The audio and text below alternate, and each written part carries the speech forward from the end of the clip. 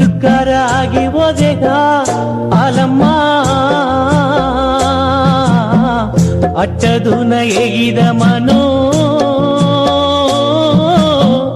ಆಲಮ್ಮ ಕೆಟ್ಟು ಈಗ ಕುಳಿ ಬದತು ಆಲಮ್ಮ